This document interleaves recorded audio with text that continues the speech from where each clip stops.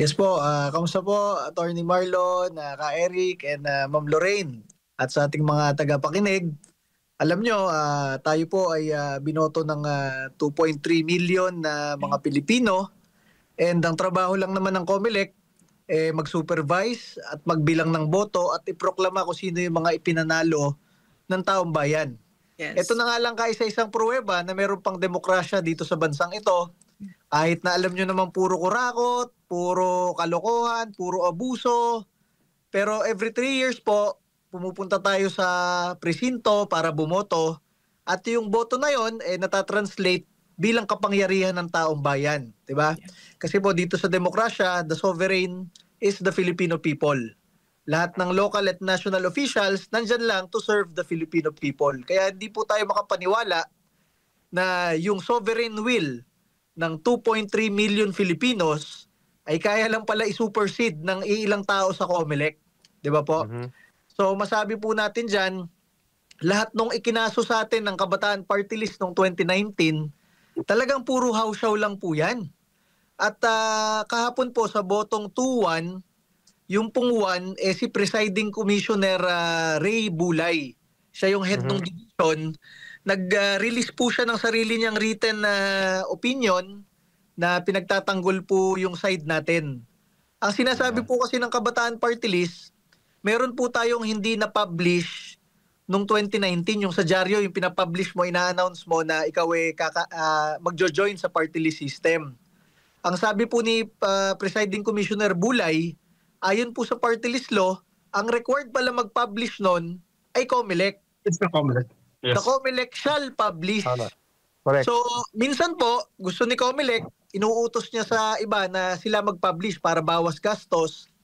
Pero sabi po ni Presiding Commissioner Bulay, kung hindi mo na-orderan yung tao mag-publish, paano mahuhulaan ng tao kung kailan mo gustong mag-publish? Trabaho mo naman talaga ng COMELEC yun. And to show good faith po, lahat naman ng in order to publish sa atin mula 2019 elections, 2022 elections, 2025 elections, pinablish naman po natin, walang kulang. Hindi lang po talaga natin kayang hulaan kung ano yung requirement sa kanila na gusto nilang ipasa sa atin nang hindi tayo sinabihan. Pangalawa po, yung sinasabi nila kulang rin daw tayo sa isang hearing, trabaho rin nila magpa-hearing, mag-notice of hearing. Hindi po tayo yung pupunta doon bilang civilian, sasabihin natin sa mga taga-gobyerno sa COMELEC, tayo po ay mag-hearing ng ganitong araw at ganitong oras. So yan pong one publication na yon at yung hearing, sila po ang required sa batas, hindi po tayo. At tayo po natutuwa doon kay Presiding Commissioner Ray Bulay dahil siya po mismo pinabulaanan niya yung petition na yon ng Kabataan Party List.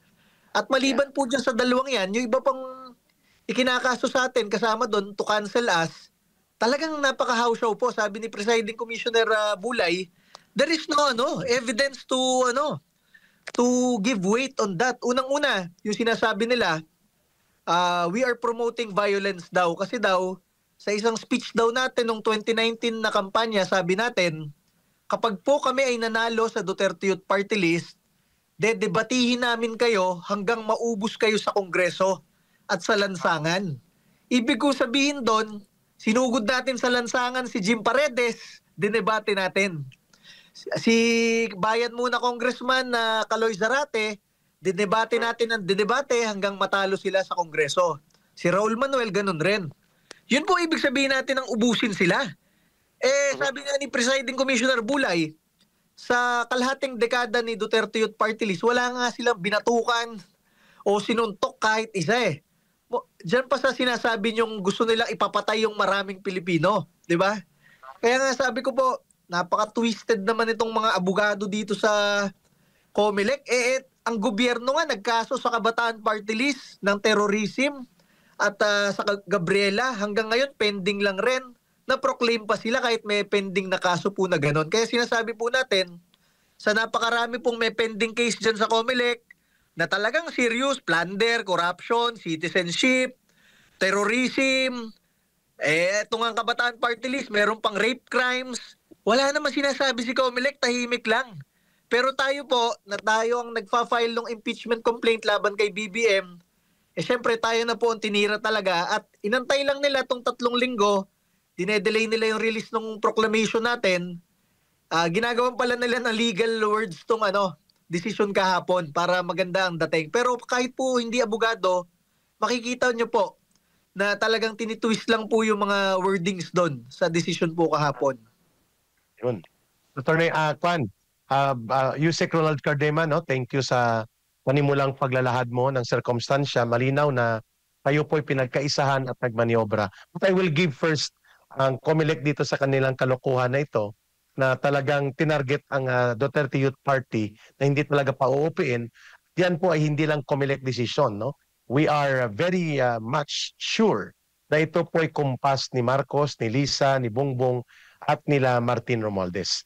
Naging instrumento lang ang COMELEC sa ganitong kalagayan ng ating kakaroon ngayon ng disqualification against you. Direkta kong itanong ito at ipapasa ko na kay Ma'am Lorraine at kay Atty. Bosantog. Do you also agree sa pananaw ko personally at ang mga mamamayan na ito po ay isang orchestrated, premeditated, pinagplanuhan talaga na sakaling manalo kayo, hindi talaga kayo pauupuin at ito po si George Garcia at ang grupo ng COMELEC dyan ngayon ay instrumento lang ng the evil triumvirate na siyang nagkukumpas ng kalokohan sa COMELEC referring to Marcos Jr., Lisa Araneta na manok niya ito si George Garcia at si Martin Romualdez na bata-bata at protektado niya ang mga CPP party list na ito. Yusek Cardema.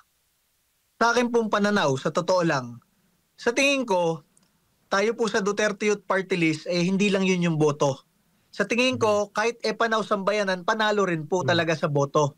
Kahit po yung ibang senatorial candidates ng Duterte team, panalo rin yun katulad ng sinasabi ni Vice President Sara Duterte.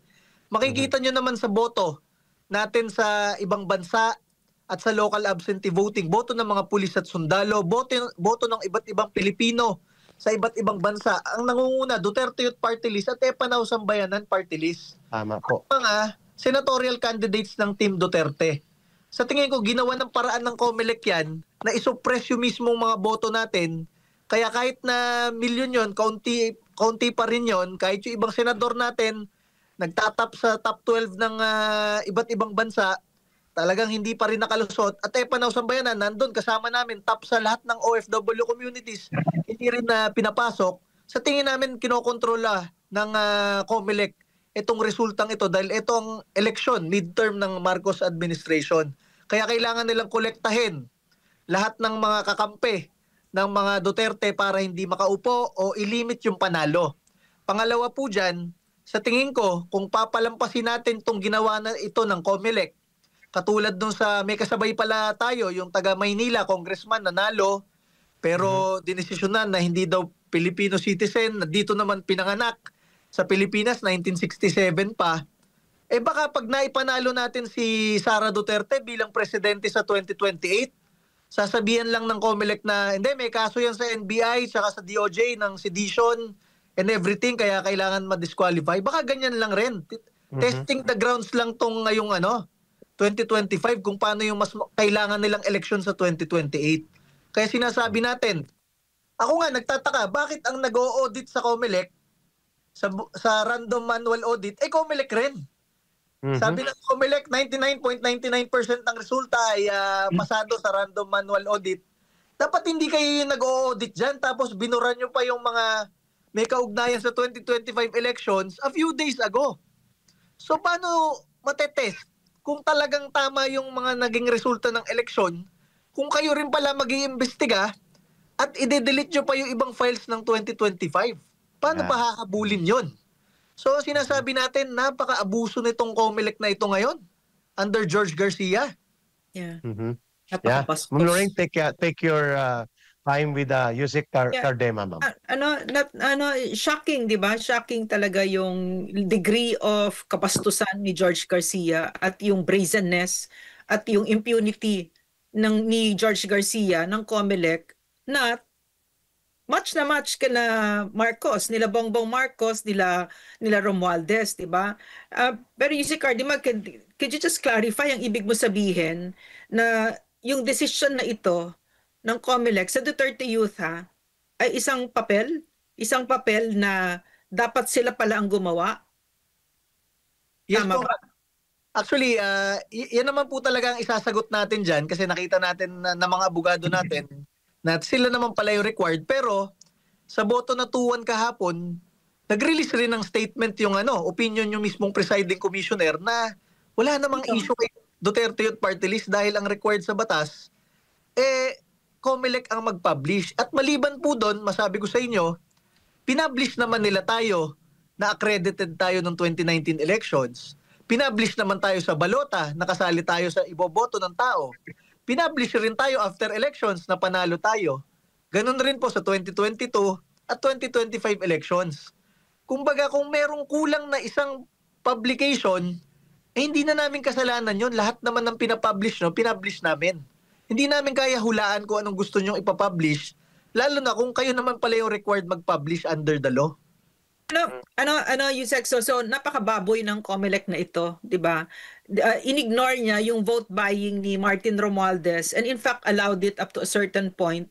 Pero itong ganitong mga technicalities, diyan niya kinukuha yung mga kalaban ng administrasyon, 'di ba? Tapos kasi ang Duterte Youth kasi very consistently anti-CPP, 'di ba? Tapos ngayon, ang Marcos administration ay kaibigan ng CPP, 'di ba? So, ano yung nakikita mo mangyayari sa Pilipinas ngayon? Pagka ganyan ang COMELEC natin.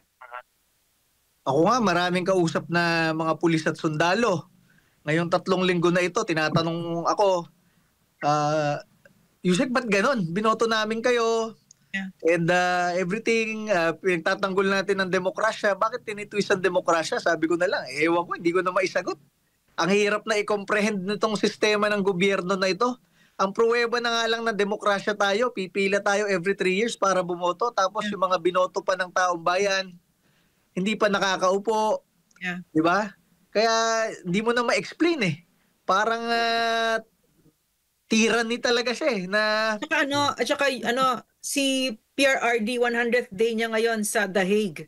No, so lahat ng kalapastanganan ginawa kay PRRD kaya siya nandyan, 'di ba? So yung demokrasya na sinasabi natin sa Pilipinas doesn't exist anymore. Illusion na 'yon. Pinakita ni George Garcia 'yon ng maliwanag kasi yung boses natin talagang wala siyang respeto diyan, no? Yung 18 million na votes, 'di ba? Tapos biro mo record breaking yung sa Duterte Youth. Pero ano 'yan, no? Isinasa walang bahala niya. Dahil kaya niya.